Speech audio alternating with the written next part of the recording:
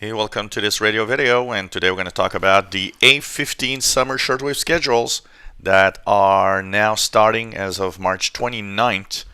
So we are in the summer shortwave schedules, and this is the kind of that little period of a few weeks where we're a little lost in trying to find our favorite stations.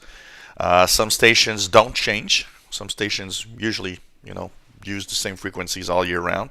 Others do change, and usually it is better when a station changes for propagation.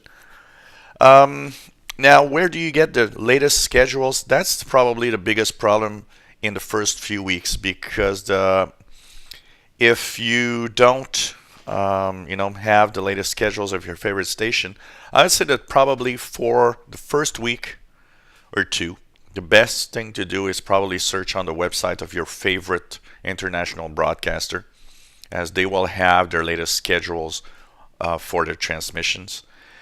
As for my favorite list, the EIBISpace.de, it is still on the list of the B14. So it usually takes a week or two before they actually get to the latest lists.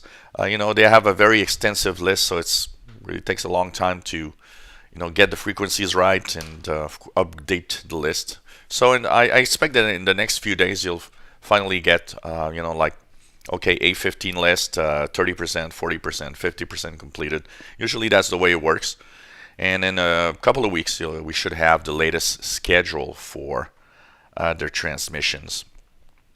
As for one list that for some reason is always the first one available, it's the addx.de website. So you go to addx.de, you go down to the first one just below service, and here you'll go to this and you'll have the lists in different languages. So for example, I choose English, and then you click that little gray button, and this is the updated list for March 29th. And even though it's not perfect because it does contain frequencies that are inaccurate in general when they put it online, but it is better than a lot of lists that I've seen. So a lot of the times what they do is this list is probably a mix of schedules that they know about and schedules that they don't know, but they'll guess that it's maybe the same frequency as last year. So sometimes they're wrong, sometimes they're right. So why not check this and check it out? There are a few things here that should not be there. For example, that Global 24 that says here on 93.95, which I don't think is right. So there's a lot of things to check for. Some are good, some are wrong.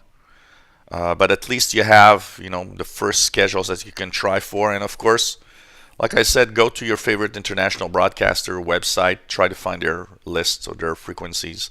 And of course, as days and weeks go by, you'll have the latest schedules.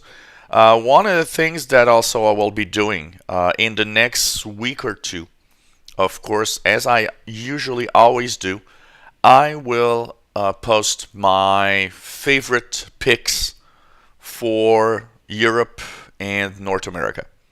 So in English. So look for that in the coming days because first of all, I want to make sure that I have the right frequencies and times for the transmissions.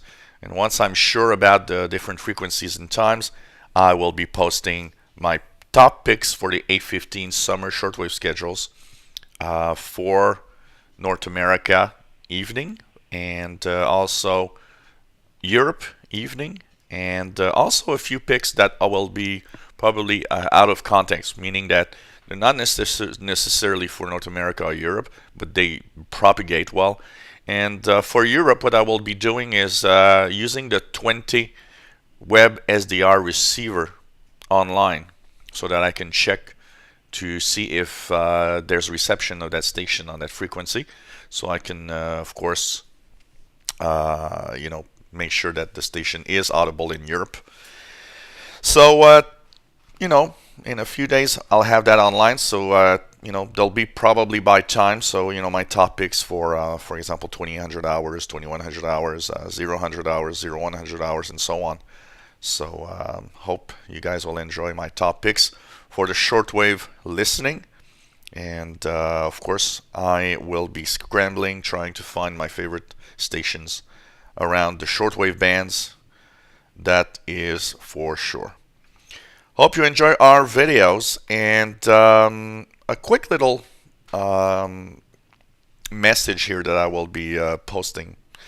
I will be talking about a little project that I have, and I'll give more details in this Sunday's April 5th live shortwave hangout, which is maybe considering donations to get shortwave receivers. So I'll be probably accepting donations through PayPal, and if it works and I get donations, what I would do is buy shortwave receivers, try them out, make the videos online, and after that, I would put it back in the box and would be willing to maybe make contests. And, you people could win a shortwave radio. And what I would probably do is use the list of everybody that has sent a donation and everybody that contributed a little donation. And, it could be as small as $1. I would consider putting them in a drawing, and when I buy a receiver with that money from the PayPal account, I would, after I, done the videos and talked about it, I would be, probably doing a little drawing among the people that, would have contributed to the receiver, and somebody would win a shortwave radio.